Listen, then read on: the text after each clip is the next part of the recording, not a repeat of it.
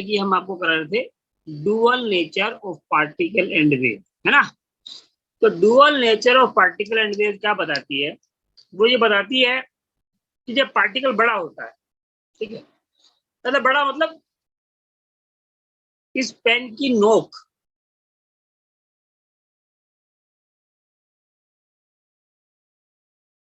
ये नोक भी बड़ी है, ये पेन की जो नोक है ना ये भी बड़ी है, मतलब 10 की पावर -30 -25 -20 ये केजी का रेट होगा। मतलब आंखों से दिखेगा नहीं, माइक्रोस्कोप से नहीं दिखेगा, अल्ट्रा माइक्रोस्कोप चाहिए उसके लिए, वो भी नहीं दिखेगा सर। तो उसमें कुछ वेव करेक्टर भी आ जाता है। देखो पार्टिकल वो है जिसका मास है, प्योर पार्टिकल मतलब मास है, वेवलेंथ 0 है, वेवलेंथ है ही नहीं, ठीक है। तो प्योर पार्टिकल वो है जिसकी वेवलेंथ 0 है, और प्योर वेव जो है जिसका मास 0 है। अभी तक आपने इस छोटी क्लास में पढ़ा है और आपको इसमें कोई दिक्कत नहीं, क्योंकि आपने जितने पार्टिकल पढ़े हैं वो मैक्रोस्कोपिक है। वो क्या है? मैक्रोस्कोपिक। और मैक्रोस्कोपिक पार्टिकल के लिए अभी तक आप पढ़ते आए हैं, आपको कोई दिक्कत नहीं हुई, ठीक है। अब हम बात कर रहे हैं माइक्रोस्कोप। तो जो माइक्रोस्कोप पार्टिकल होगा तो दो कैरेक्टर दिखाएगा, पार्टिकल के भी और वेव। पार्टिकल जिसकी वेवलेंथ हो वो बनाएगा मैटर वेव। मैंने आपको लास्ट टाइम मैटर वेव शुरू किया था। मैटर वेव क्या होता है?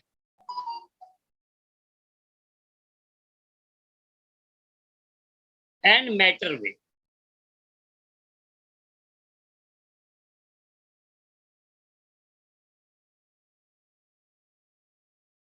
तो मैटर वेव मतलब कि इसे कह सकते हैं प्योर वेव।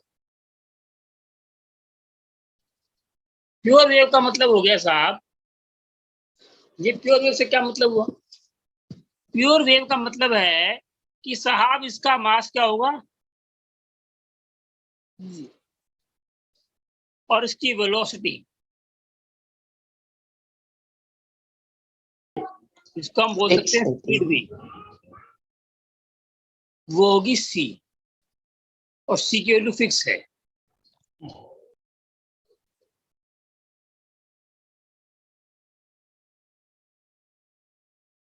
यूनिट याद करनी है भाई। Yes sir, sir note down कर रखिए। हैं? Yes sir, sir note down कर लिए सर, रोज ऐसे नहीं मैंने बताया रिवाइज आपको। कर लेते हैं। हाँ, बच्चे लोग यूनिट याद नहीं करते, वैल्यू भी याद करनी है, यूनिट भी याद करनी है, मुझे पता है। और हम क्वेश्चन भी पूछते हैं यूनिट से, हमें पता है कि बच्चे यूनिट याद नहीं करते। ओके। अब मैटर वेव में क्या है कि mass is almost equivalent to 0। जैसे इलेक्ट्रॉन 9.1 10⁻⁻31।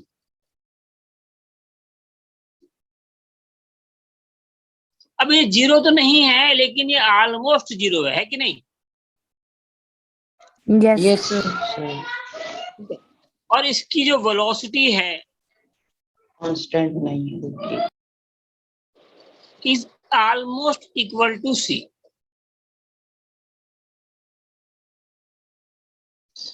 ऑलमोस्ट,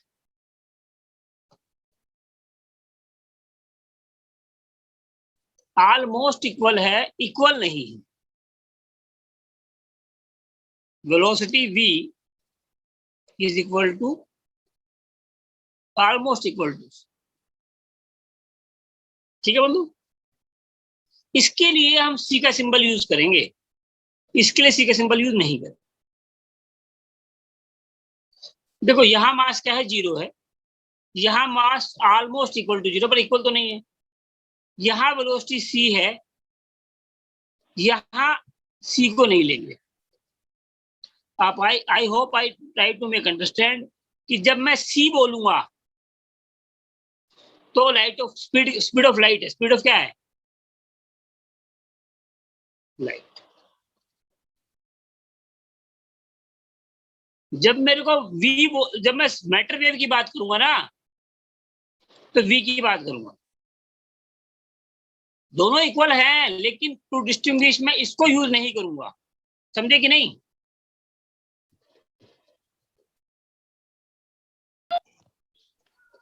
दोबारा समझाऊं, दोहराने की जरूरत नहीं। तो हमने बताया था आपको जो इलेक्ट्रोमैग्नेटिक वेव है इसके लिए फार्मूला होता है C is equal to H into में न्यू। नहीं, ठीक है। तो जब हम बात करेंगे इलेक्ट्रोमैग्नेटिक वेव की तो हम पहली बार तो C लिखेंगे और C का फॉर्मूला है यहाँ पे म्यू इंटू में lambda, where mu is called frequency, lambda is called wavelength.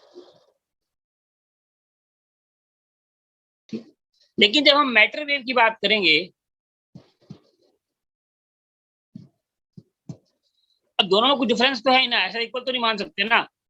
तो हम बात करेंगे कि E is equal to MC square, क्योंकि मास है उसका, और E is equal to H nu, क्योंकि फ्रीक्वेंसी है, वेवलेंथ है उसकी, दोनों को इक्वल कर देंगे। तो MC square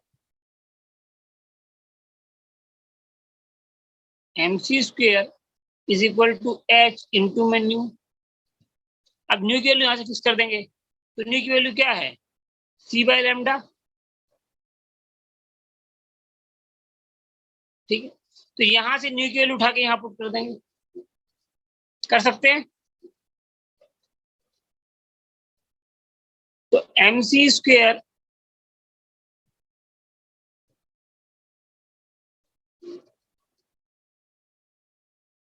is equal to H into में C बाय लैम्डा।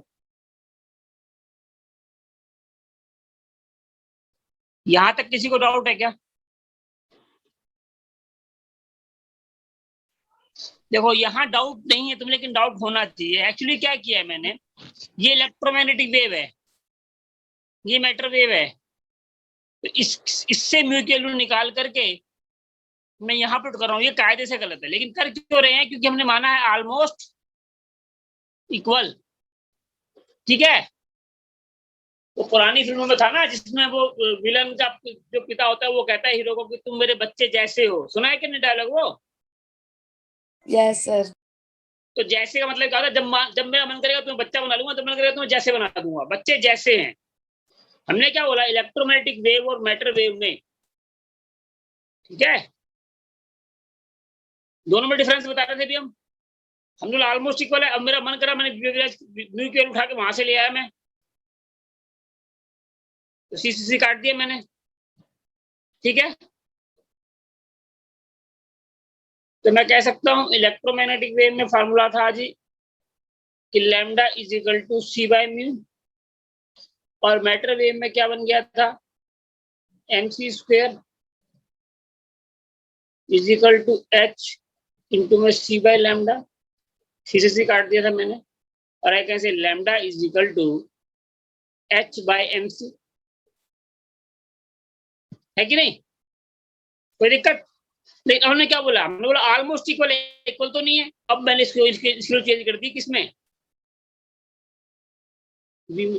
हमने कहा नहीं, वेलोसिटी ऑफ लाइट और मैटर वेव की स्पीड में अंतर हो सकता है, तो H इज इक्वल टू, नहीं, so lambda is equal to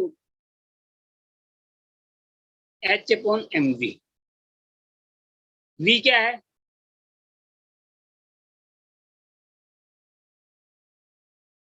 v है speed of the matter wave. Matter नहीं समझे, दोबारा समझिए।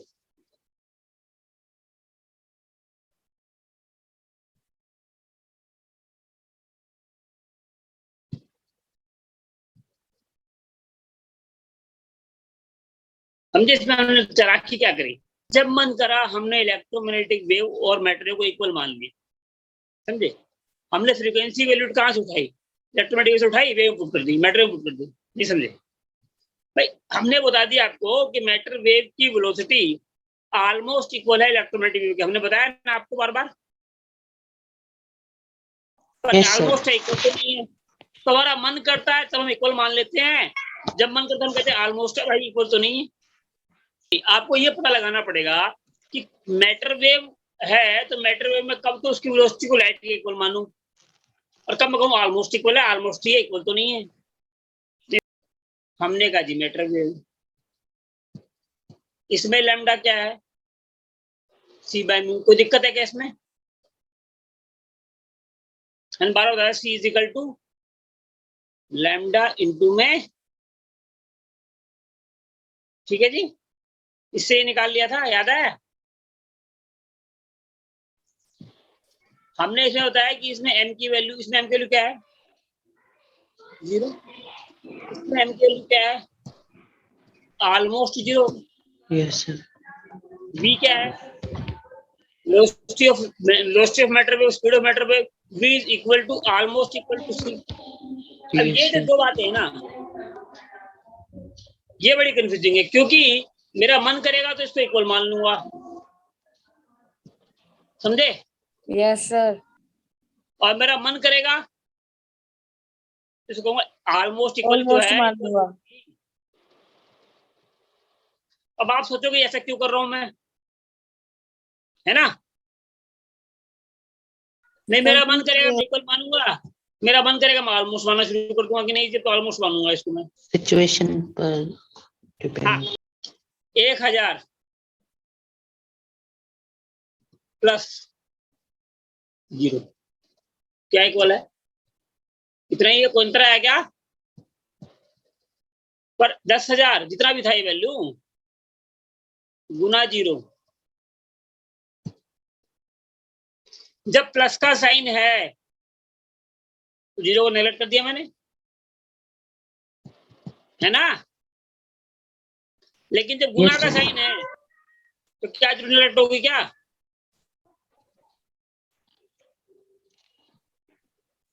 नहीं ना, है बात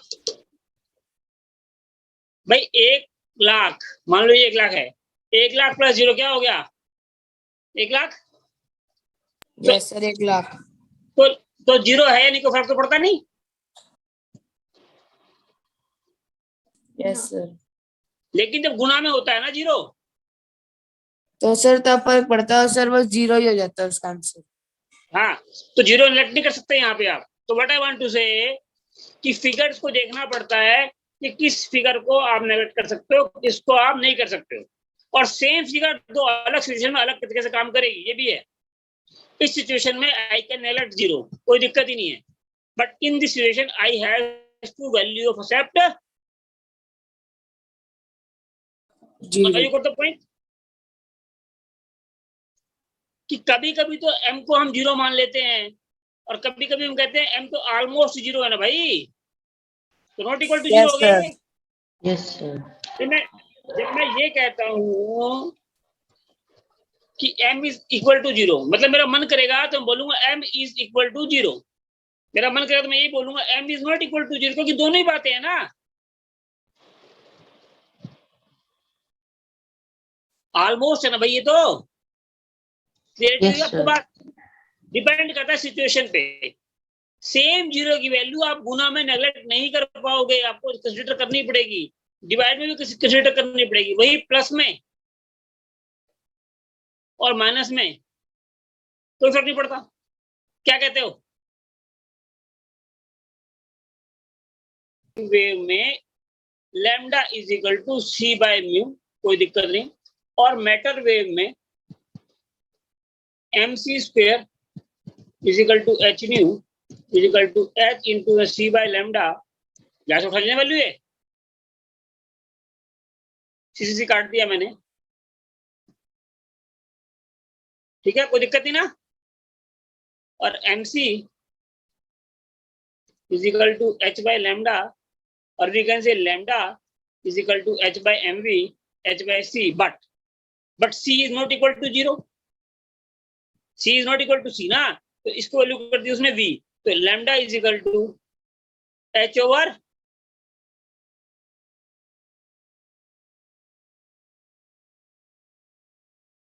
आपको समझ में आई बात? ये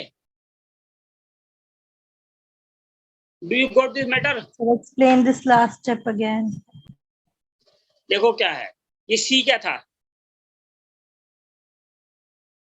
ये तो वेलोसिटी ऑफ लाइट है ना, Yes, sir. लेकिन हमने क्या बोला, मैटर वेव। मैटर वेव में क्या होता है, मैटर वेव में C is V. Almost equal to V. C इसके लिए, मैटर वेव के लिए ऑलमोस्ट इक्वल टू V. और कभी तो हम इसको वी इक्वल मान लेंगे, कभी नहीं मानेंगे। अब यहां मैं कह रहा हूं कि सी इक्वल नहीं है, इसको वी पुट करो आप। नहीं समझे? अब मैंने क्या बोला कि डिवाइड, जब तक डिवाइड की बात करेंगे तो डिवाइड में सी और वी इक्वल नहीं है भाई। अब यहां पर आपको एम वी लेना पड़ेगा। क्या नहीं बनी बात क्या? सर आगे समझ में। यहाँ पे सी मान रहा था, देखो अभी तक इक्वल। जब मेरा मन करा सी माना, मैंने सी से काटा सी को। फिर बाद में बोला कि नहीं सी नहीं है तो वी है। देख रहे हो भाई, ऐसा नहीं। डी ब्रोगली साइंटिस्ट है जिसने इसको एक्सप्लेन किया है। किसको? इलेक्ट्रोमैग्नेटिक वेव को और matter wave. Means that just as photon. अब ये जो एमवी है, MV is called momentum.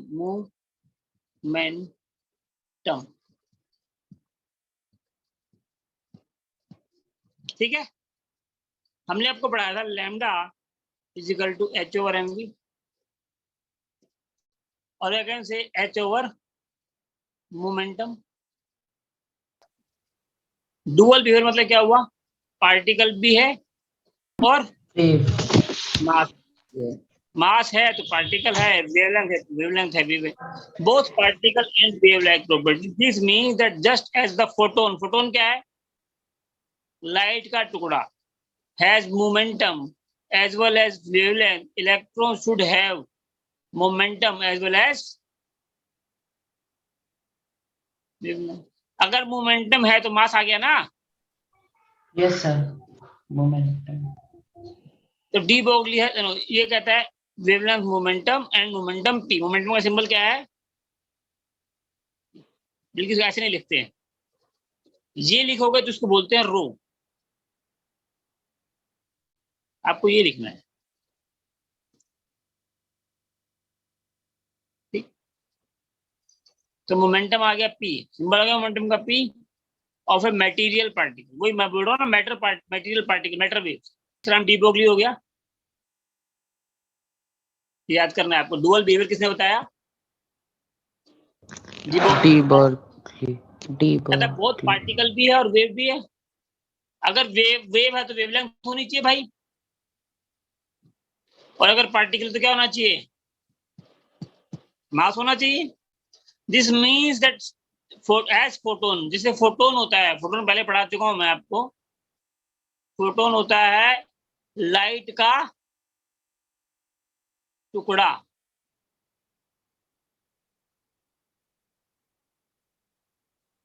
Light बोलते हैं फोटोन। क्या बोलते हैं, फोटोन क्या है, लाइट। उसमें क्या होता है, मोमेंटम भी होता है और वेवलेंथ भी होती है। मोमेंटम मतलब क्या हो गया, mv, also called p, also called momentum। जब मोमेंटम है तो मतलब मास भी होगा, और जब मास है तो पार्टिकल है। कोई दिक्कत है क्या इसमें?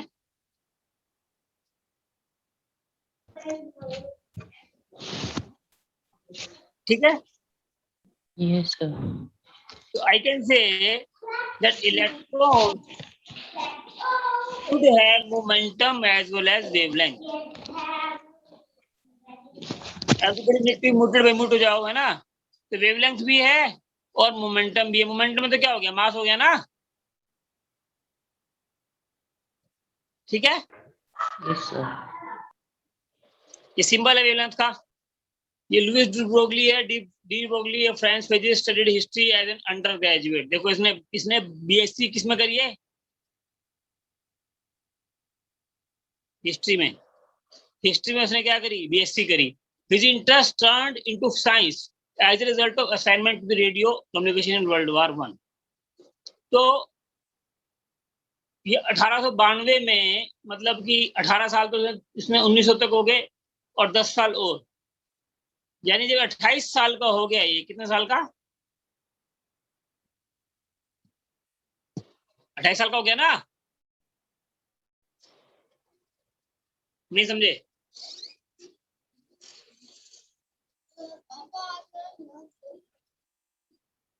इस पे इस पे लो ना, मम्मी को बोल दो, ठीक है, समझे कि नहीं? यहाँ कहना ये चाहता हूं कि 28 साल तक इसने हिस्ट्री पढ़ी, क्या पढ़ी, बाद में से केमिस्ट्री पढ़ी, और ये 1924 में इसको डॉक्टर ऑफ साइंस केमिस्ट्री मिल गई। तो ये कहना चाहता है कि देखो 28 साल की उम्र पे शुरू करके भी इसने इतना बड़ा काम कर दिया, तो यू कैन नेवर से कि आप लेट हो गए हो, ठीक है? अवार्डेड नोबल, नोबल क्या है, फिजिक्स का बेस्ट प्राइज है, पता है कि नहीं? Yes sir, Nobel prize.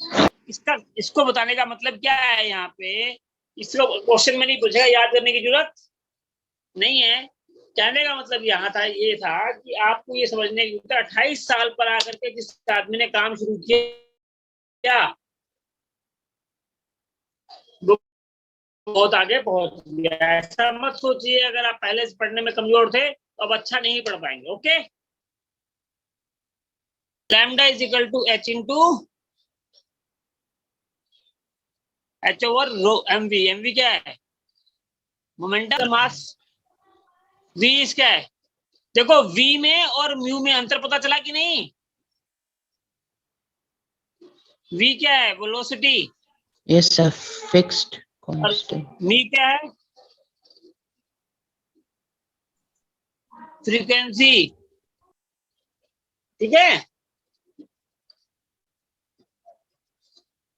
P क्या है, momentum. De Broglie prediction was confirmed experimentally when it found that electron beam undergo diffraction। diffraction समझ रहे हो, एक लाइन दो में टूट गई, ये है डिफ्रैक्शन, जो कि किसका है, वेव का कैरेक्टरिस्टिक है, फिनोमेना ऑफ, ठीक है? अगर कोई चीज डिफ्रैक्शन दिखा रही है इसका मतलब क्या है, वो, इसका मतलब वो वेव है, समझ रहे हो? पर अगर कोई मोमेंटम दिखा रही है तो पार्टिकल है।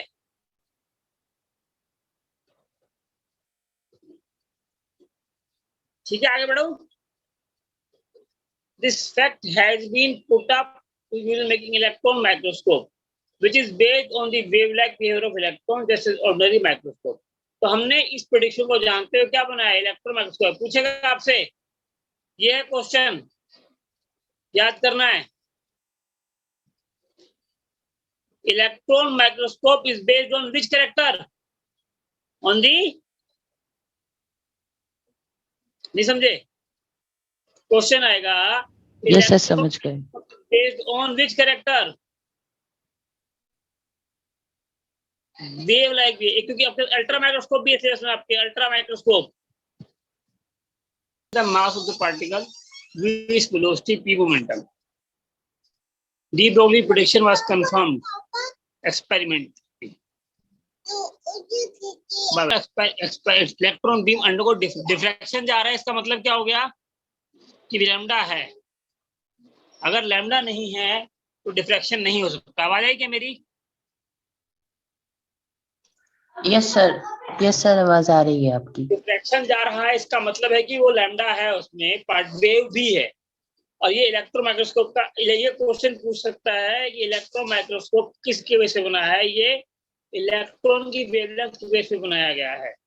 लेकिन क्योंकि इसका कंट्रास्टिंग क्वेश्चन आएगा अल्ट्रा माइक्रोस्कोप। अल्ट्रा माइक्रोस्कोप हमने टिंडल इफेक्ट पे बनाया है, आगे पढ़ाऊंगा इसको 12th में, टिंडल इफेक्ट पे। अब दो माइक्रोस्कोप की बात होगी ना हमारी, एक तो हमने बात करी अल्ट्रा माइक्रोस्कोप की, इसकी इलेक्ट्रो माइक्रोस्कोप की, जो इलेक्ट्रॉन की वजह से बनाया है। एक हमने बात करेंगे अल्ट्रा माइक्रोस्कोप की। यार समझ में आया क्वेश्चन, समझ में आ गया आपको? This can be as electron microscope is manufactured on the basis of wave-like layer of the electron। An electron microscope is a powerful tool in modern scientific research because it achieves a magnification of about 15 million times. 15 million 10 की power 6। क्या है ना, हम लोग सोचते हैं million याद नहीं हो तो क्या फर्क पड़ता है, ऐसे सोचते हैं ना हम लोग। भाई आप लोग जब पढ़ते हो आपको क्या लगता है कि मिलियंस नहीं पता तो कोई बात नहीं, ऐसा है क्या? 10 की नो पावर सर। 6। मिलियन आपको पता होना चाहिए। मुझे पता है बच्चों को मिलियन नहीं पता होता, नहीं समझ रहे हो तुम? क्वेश्चन बनाने वाले को पता होता है कि मिलियन बहुत बच्चों को पता नहीं है, समझे कि नहीं?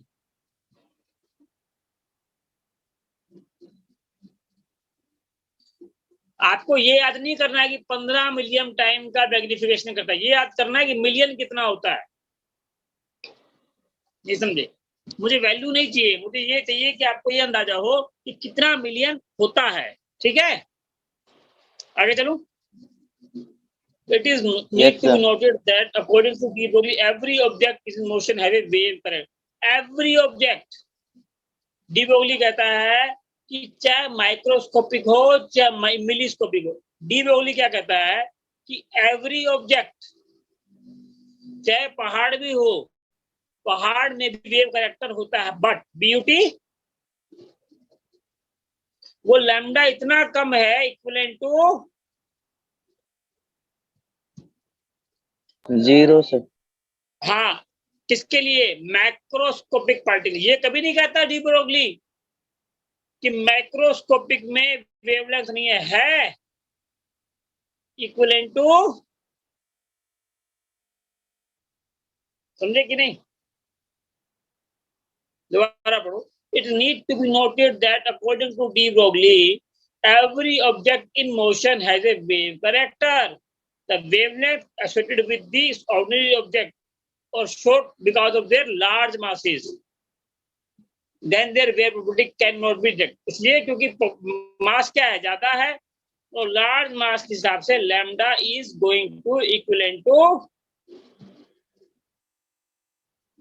पर वेव कैरेक्टर हर एक में है, लेकिन जो पार्टिकल बड़े हैं उनमें वो क्या हो जाता है, ऑलमोस्ट 0। समझे कि नहीं? क्लैरिटी बनी आपको बात की? यस सर, समझ गए। The wavelength associated with the electrons and their substance, subatomic substance, very subatomic मतलब क्या है? Very small mass, however detected experimentally. The wavelength associated with electron and other subatomic particles तो क्या है? बहुत छोटे पार्टिकल है, can be detected experimentally, result obtained qualitatively. ये वर्ड देख रहे हो?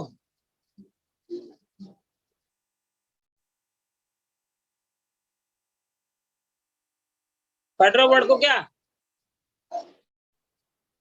इसका एक होता है वर्ड क्वांटिटेटिवली,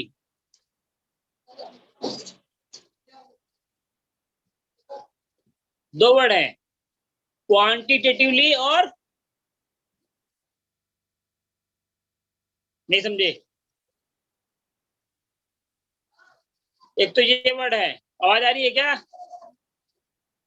यस सर। देखो यहाँ दो वर्ड बता रहा हूं, एक तो है और एक है क्वांटिटेटिव। पता है इन दोनों का अंतर पता है क्या आपको? देखो दो लोटे हैं, इसमें दूध है, इसमें चीनी पानी है, इसमें तेल है, इसमें सरसों का तेल है, ये इसमें, ये कौन सा है, कौन सा है? ये तो है क्वालिटी, कितना है?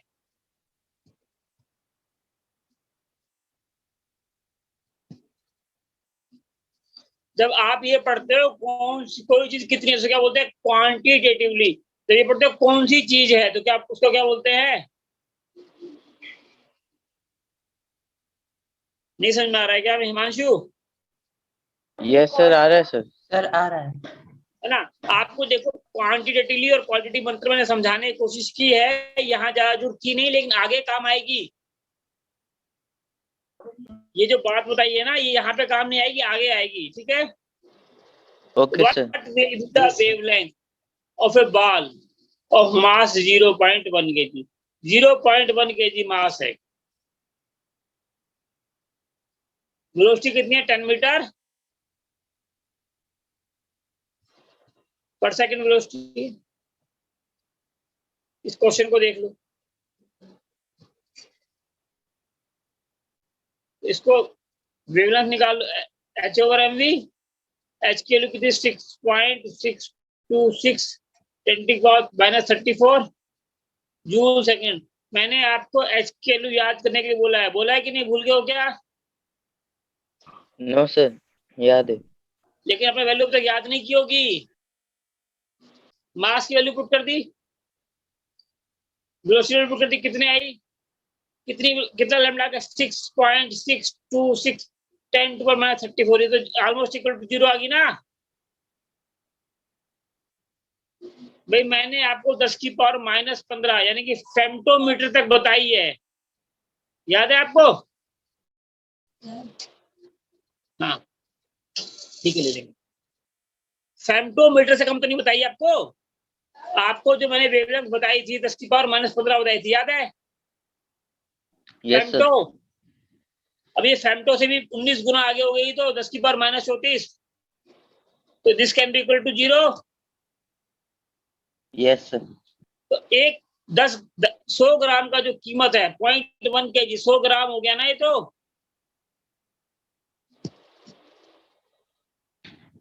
Yes, sir. माइक्रोस्कोपिक बड़ा पार्टिकल है ना 100 ग्राम का। तो भाई मेरा जो ये पेन है, ये बड़ा है छोटा है? बड़ा है। बड़ा है। डी ब्रोगली के हिसाब से बड़ा है भाई ये, ठीक है। मैंने आपको लैम्डा बताया है, छोटे से 10⁻⁻, minus femto mass of electron. ये अब की बार दिए, आपको आगे नहीं देगा। द मास ऑफ इलेक्ट्रॉन दिया है आपको, कुछ नहीं, वरना देगा नहीं। वो क्या करेगा?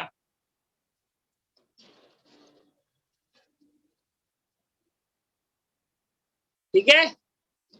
इफ काइनेटिक एनर्जी क्या होती है? Half mv²। ये 9th में पढ़ा है ना आपने? काइनेटिक एनर्जी पढ़ लिया क्या? एक होती है काइनेटिक एनर्जी, एक होती है पोटेंशियल एनर्जी। ये होती है mgh, where h is the height। ये होती है हाफ mv²। v क्या है?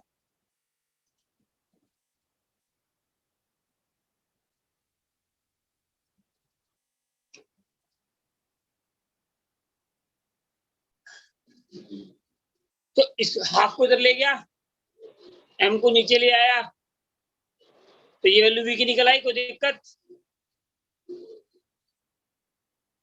No, sir. इसके लिए कितना आ गई? 812 मीटर पर सेकंड। देख रहे हो यूनिट? देख रहे हो मीटर पर सेकंड। और मास की यूनिट क्या लिए मैंने? केजी। बच्चे क्या करते हैं, एग्जाम में जाके प्रैक्टिस तो करते नहीं है, कंफ्यूजन होता है कि ग्राम में लेना है कि केजी में लेना है, क्वेश्चन अटक जाता है। बहुत से बच्चों को मैंने देखा है कि वो यहाँ वैल्यू ग्राम की पुट कर देते हैं, क्वेश्चन गलत। हमें पता रहता है कि बच्चे को केजी में याद होगी यूनिट या ग्राम में, वो उसको पता नहीं चलता वो ग्राम में रखना है केजी में रखना है।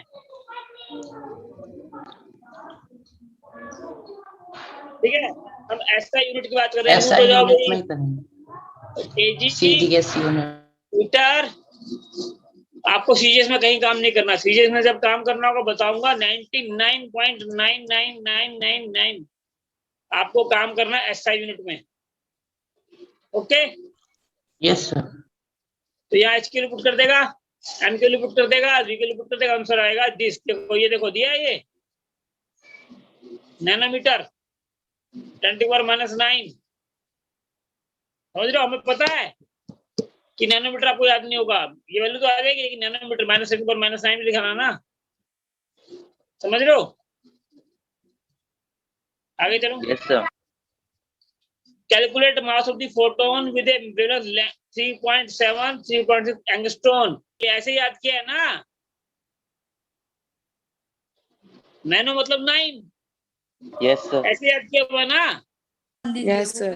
Yes, sir. हमें पता है इसको याद नहीं होगा, देख रहे हो, देख रहे हो कि उसको पता है कि तुम्हें एंगस्ट्रॉन याद नहीं है भाई। वो 10 की पावर -10 लिखा नहीं लिखा ना उसने, नहीं समझे। ही कुड इजी रिटर्न 3.6 10 की पावर -10, उसने क्यों नहीं लिखा पता है? क्योंकि वो एग्जाम में भी नहीं लिख के देगा आपको। हम चाहते हैं बच्चे को नैनोमीटर, एंगस्ट्रॉन, पिकोमीटर, फेम्टोमीटर ये पता हो, समझ रहे हो। हम आपको बिना रटवाए मानेंगे नहीं, नहीं समझे। समझ गए सर।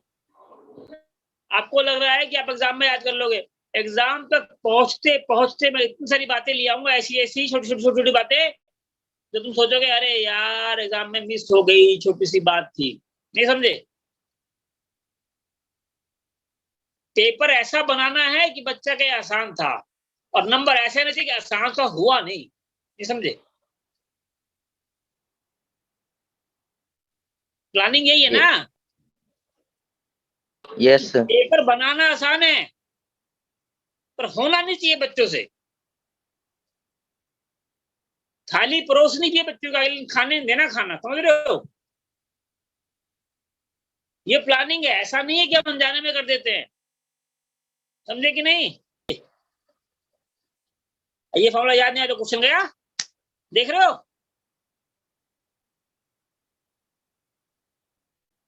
क्वेश्चन में सिर्फ के ही लिखा है, देख रहे हो। और ये के में ये जूल से समझ में आया कि एनर्जी है ये भाई। जूल किसकी एनर्जी है, जूल किसकी यूनिट है, Sir, energy एनर्जी की ना। कहाँ लिखा उसने काइनेटिक एनर्जी, लिखा है कहीं काइनेटिक एनर्जी? No, sir. तो पता कैसे चला मेरे को, जूल से है मजेदारी। Yes, sir. Conversion कर देंगे. Yes, sir. हाँ, उसको पता है कि आपको पता नहीं है, उसको पता है कि आपको एंगस्ट्रॉन की वैल्यू पता नहीं है, ठीक है। उसको ये भी पता है कि आपको ये नहीं पता केजी में रखनी है या ग्राम, कंफ्यूजन होता है ऐसे बच्चे को। तो velocity of photon, velocity of light, photon क्या है? अरे फोटोन तो इलेक्ट्रोमैग्नेटिक वेव है ना भाई, Yes, sir. और ये तो प्योर वेव है। और जब प्योर वेव है तो इसकी वेलोसिटी क्या है, c 3 × 10⁸ मीटर। अब मैटर वेव की बात कहाँ कर रहा है वो, कर रहा है क्या? नहीं कर रहा है ना, क्योंकि फोटोन है। फोटोन क्या है, लाइट टुकड़ा है। क्या कहते हो, मजा आया कि नहीं क्वेश्चन में? Yes, sir. Yes, sir. मैं एच की वैल्यू पुट कर दी, लैम्डा की वैल्यू पुट कर दी, फ्रीक्वेंसी की पुट कर दी, आंसर आ गया। सर पर फोटोन की सर मास कैसे होगा उसका, वो प्योर वेव वो है। नेग्लिजिबल है ना, वही तो बोल रहा है ना, नेग्लिजिबल मास है। तो वो तो बोलता ही है ना, वो तो ये बोलता ही है कि पहाड़ की वेवलेंथ है, फोटोन का मास है, लेकिन इतना कम है कि ऑलमोस्ट नेग्लिजिबल टू 0. Zero. यही तो खेला है, जब मन करे इक्वल लेगा, जब मन करेगा इक्वल नोट लेगा। इन दोनों का जोड़ मिला के क्या होता है, ऑलमोस्ट। Yes, sir. जब मन करेगा ऑलमोस्ट बात करेगा, जब मन करेगा इक्वल की बात करेगा, है ना मजेदारी। Yes. क्वेश्चन में मजा आया कि नहीं, बताओ क्वेश्चन में मजा आया कि नहीं। Yes, sir. सी है ये वेलोसिटी फोटोन की कंफर्म है ना, बताई थोड़ी उसने, ये तुम्हें कंफर्म अपने आप ही पता चल गई ना स्टोन,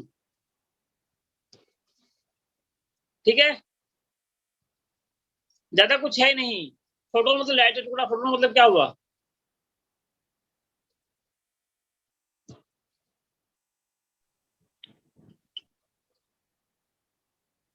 लाइट का पार्टिकल्स। लाइट का टुकड़ा, टुकड़ा मतलब क्या हुआ? Particle. Quantum. Photon. Quantums. Quantum कह लो।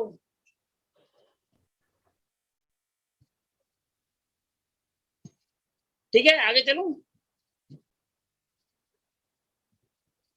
ये आया हेजनबर्ग। हेजनबर्ग किसका नाम है? साइंटिस्ट का नाम है। पूछा हुआ क्वेश्चन है ये, क्योंकि क्वांटम किसका नाम है? ये भी साइंटिस्ट का नाम, प्लैंक्स क्वांटम। लेकिन आगे आगे आएगा अफबा प्रिंसिपल। अफबा साइंटिस्ट का नाम नहीं है, समझे नहीं? हर प्रिंसिपल में जो ये नाम होता है ना, ये नाम, ये साइंटिस्ट का नहीं होता। 90 में होता है, लेकिन 10 में नहीं। समझे क्वेश्चन? क्वेश्चन पूछा था कि हेजनबर्ग प्रिंसिपल, हेजनबर्ग क्या है? एक, Scientist. दो। इस केस में साइंटिस्ट का है, और आप लोग सोचते हैं कि जो भी प्रिंसिपल है उसमें साइंटिस्ट का नाम ही होता है, यही सोचते हो ना आप? तो Yes. Yes, sir, आप sir. यही सोचते हो कि जितने भी प्रिंसिपल हैं सब साइंटिस्ट के नाम पर हैं, ऐसे सोचते हो ना? Yes, sir. लेकिन कुछ ऐसे प्रिंसिपल हैं जो साइंटिस्ट के नाम पर नहीं है, उनमें इस शब्द का मतलब भी होता है। नहीं समझे? सर समझ गए। कुछ क्वेश्चनों में इसका मतलब होता है, तो किसका मतलब होता है इसलिए उसने क्वेश्चन पूछा। Werner Heisenberg, a German physicist, set is uncertainty principle which is consequence. कौन-सी क्या होता है? कौन-सी क्या होता है? नतीजा। आप Heisenberg uncertainty principal, Heisenberg scientist का पूछा क्वेश्चन है ये। अनसर्टेनिटी, अनसर्टेनिटी मतलब अनिश्चितता, अनिश्चित, पक्का से पता ना होना। अनसर्टेनिटी, सर्टेनिटी मतलब क्या होता है? पक्का। सर्टेनिटी मतलब क्या होता है? पक्का। और अन का मतलब क्या हो गया? अनसर्टेनिटी, पक्का ना होना। Uncertainty principle which is consequence. Consequence क्या होता है? नतीजा। Dual behaviour of particle. क्या कहता है कि जो माइक्रोस्कोपिक पार्टिकल हैं, जो इलेक्ट्रॉन जैसे पार्टिकल हैं, जो छोटे पार्टिकल हैं, क्या है ये? छोटे पार्टिकल जिस अल्ट्रा माइक्रोस्कोप पर है। कौन से वाले? ठीक है, अल्ट्रा माइक्रोस्कोप से छोटे, 10 की पावर -50, 10 की पावर 50 होता नहीं, -20, -25, -30, उनको, उनके मोमेंटम को, मोमेंटम पता है ना?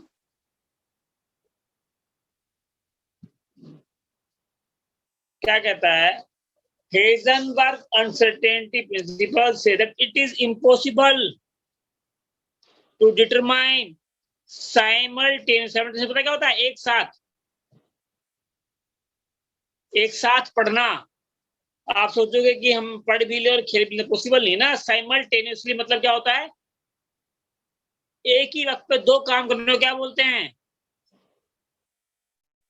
साइमल्टेनियसली, एक ही वक्त पे दो काम करने को क्या बोलते हैं? साइमल्टेनियसली। तो क्या कहता है हेजनबर्ग? कहता है इट इज इम्पॉसिबल। इम्पॉसिबल मतलब क्योंकि पॉसिबल नहीं है। टू डिटरमाइन, डिटरमाइन मतलब पता लगाना, साइमल्टेनियसली मतलब एक साथ, द एग्जैक्ट, एग्जैक्ट मतलब बिल्कुल 100% पोजीशन, एग्जैक्ट मोमेंटम होता है। क्या कहता है? Heisenberg principle says that it is impossible to find both position and momentum simultaneously and exactly of a ultra microscopic particle। कहता है किसके लिए एप्लीकेबल है ये? बड़े electron, पार्टिकल की बात नहीं कर रहा है, ये छोटे पार्टिकल की बात कर रहा है। और किसकी बात कर रहा है ये? एग्जैक्टली किसकी बात कर रहा है ये? किसके साइमन? Sir electron. हाँ, कहता है किसी भी बहुत छोटा पार्टिकल जैसे कि इलेक्ट्रॉन, उसकी पोजीशन और उसका मोमेंटम आप एक साथ बिल्कुल सही पता नहीं लगा सकते हैं। या तो एक साथ पता नहीं लगाएंगे, या एग्जैक्टली पता नहीं लगाएंगे, या दोनों पता नहीं लगाएंगे। या तो साइमल्टेनियसली हटाना पड़ेगा, या इम्पॉसिबल हटाना पड़ेगा, या एग्जैक्टली हटाना पड़ेगा, या इलेक्ट्रॉन हटाना पड़ेगा। या तो पार्टिकल बड़ा होगा, या तो पार्टिकल, या तो आप पार्टिकल बड़ा कर दो, ठीक है, समझ में आई बात? या एग्जैक्टली वो हटा दो, या कहता है जो छोटे छोटे पार्टिकल हैं उनकी पोजीशन और उनका मोमेंटम एक साथ सही सही पता लगाना असंभव है। It is impossible to determine simultaneously and exactly the position and momentum of the electron. मुझे ये डेफिनेशन बिल्कुल ऐसे याद चाहिए, बिल्कुल ऐसे, एक वर्ड बिंदी कोमा आगे पीछे नहीं होगा। उसमें वर्ड ढूंढूंगा साइमल्टेनियसली, 2 नंबर की डेफिनेशन दूंगा। साइमल्टेनियस नहीं है कट, एग्जैक्टली नहीं है तो, इलेक्ट्रॉन नहीं है तो, sir exact momentum of velocity sir, momentum तो मास होता है सर, और वेलोसिटी। हाँ, तो ये पता लगाओगे तो पोजीशन छूट जाएगी। Yes sir. वो यही तो कह रहा है कि अगर आप पोजीशन का पता लगाने जाओगे तो मोमेंटम छूट जाएगा, मोमेंटम का पता लगाने जाओगे तो पोजीशन छूट जाएगा। दोनों को पता लगा सकते हो बट इकट्ठा नहीं लगा सकते। तो इसका एग्जैक्ट हटाओ, उसका एग्जैक्ट हटाओ, ये दोनों नहीं हटाने तो इसको हटाओ, और ये भी नहीं हटाना तो इसको हटाओ। आप दोनों का पता लगा सकते हो लेकिन इकट्ठा पता नहीं लगा सकते। क्या कहते हो? हेजनबर्ग प्रिंसिपल कहता है कि या तो आपको पोजीशन पता नहीं चलेगी या मोमेंटम पता नहीं चलेगा। जब पार्टिकल इतना बड़ा होगा, अगर कोई पार्टिकल छोटा है तो एक ना एक पकड़ होगी।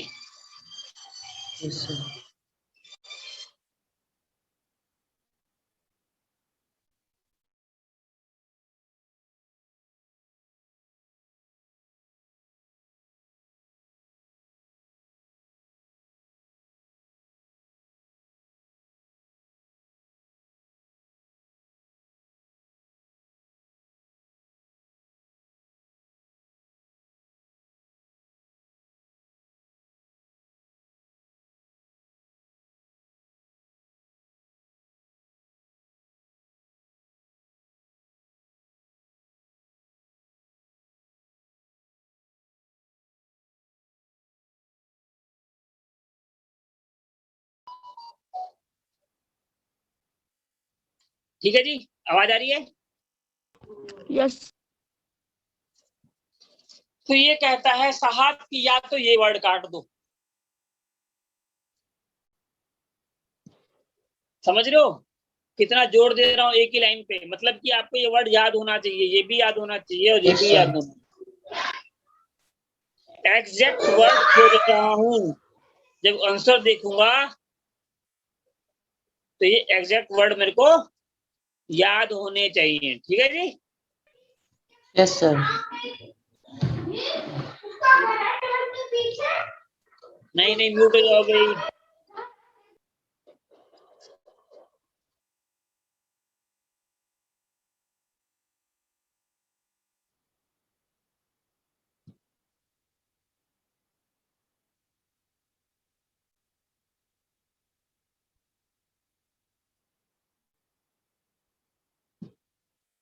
देखो क्या कहता है, कहता है ये इलेक्ट्रॉन जा रहा है, यहां से जा सकता है ना? Yes sir. इसकी पोजीशन को पता लगाना है, तो यहाँ तुम लाइट डालोगे, दूरबीन बनाओगे? दूरबीन भाई, दूरबीन तो बनाओगे ना? Yes sir. यहाँ से लाइट डाल दूंगा, सन की लाइट डालूंगा, जो कोई लाइट डालूंगा इसको।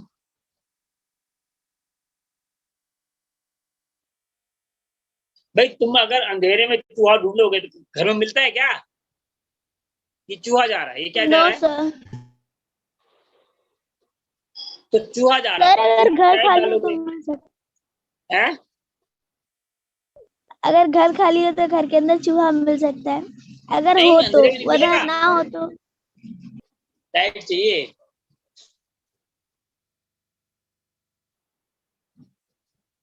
कि बिना लाइट के मिल जाएगा?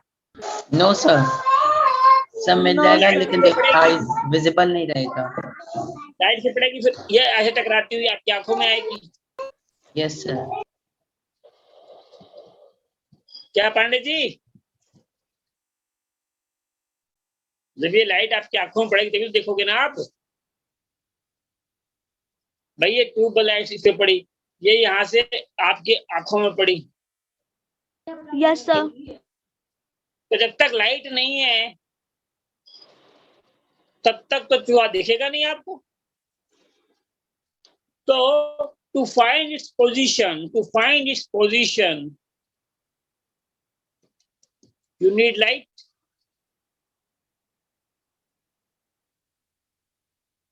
Yes sir. किसी पोजीशन की, किसी भी चीज की पोजीशन पता लगानी, क्या चाहिए अपने को? लाइट चाहिए। भाई बिना लाइट के चूहा तो नहीं दिखेगा अंधेरे में। नहीं दिखेगा सर। बिल्कुल। अब क्या कहता है कि ये चूहा जा रहा था, क्या स्पीड है लाइट की? To the power 8। स्पीड होती है 3 इंटू में 10 की power 8 8 yes sir is equal to C metre per second. Kilometre बनाओगे तो 3 इंटू 10 की पावर 5 किलोमीटर, 10 की पावर 5 होता है 1 लाख, यानी कि 3 लाख। सर। तो इसका स्टैंडर्ड यूनिट कौन सा रहेगा? किलोमीटर उसका पर sir speed of light. Speed का तो मीटर पर सेकेंड ऐसा यूनिट है ना। Yes okay sir. ऐसा यूनिट क्या है मेरा? ठीक है, जा रहा है जी, जाने दो इसको। ये इलेक्ट्रॉन है मेरा, ठीक है जी, कोई दिक्कत नहीं। स्पीड है 10 किलोमीटर। क्या ये का समझ में आ रहा है? Yes sir. अब उस पर लाइट डालो।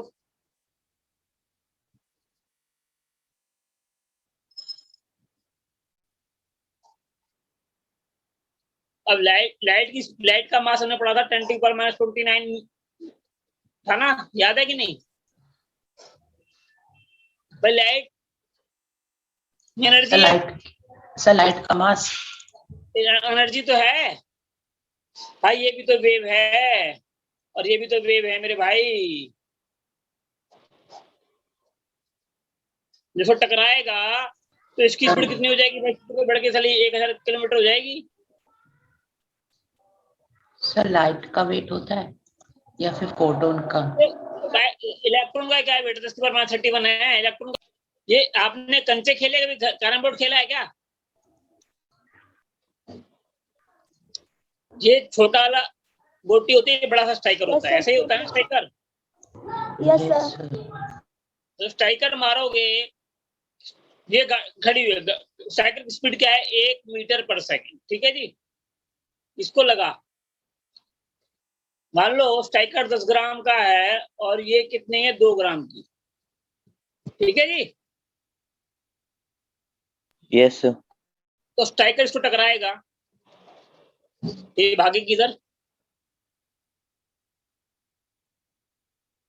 यस और स्ट्राइकर आ जाएगा यहाँ पे टकरा के,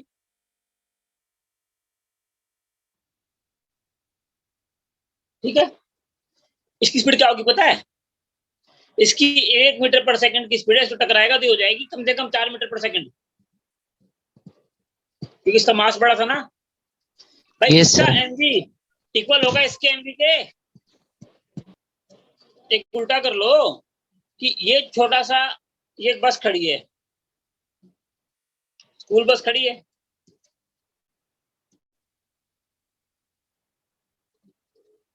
भाई ये स्कूल बस है ना।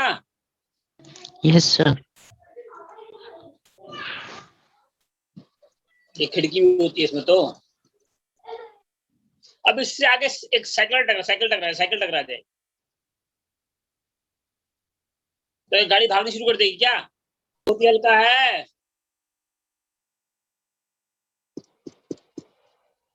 अब हमारे इलेक्ट्रॉन भाई साहब तो कितने हल्के हैं, बहुत हल्के हैं ना। Yes, sir. 10 की पावर -13, याद है कि नहीं? अब इसको कोई चीज टकराएगी,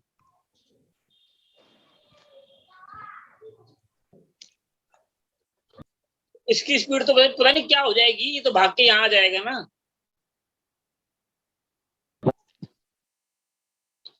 स्पीड 10 किलोमीटर पर सेकंड से बढ़ करके 1000 किलोमीटर पर सेकंड हो जाएगी कि नहीं हो जाएगी? Yes, sir. Acceleration. क्योंकि हमारा तो बहुत छोटा सा इलेक्ट्रॉन है ना भाई। तो कहता है लाइट डालूंगा तो भाग जाएगा, और लाइट डालूंगा दिखेगा नहीं, पता कैसे चलेगा?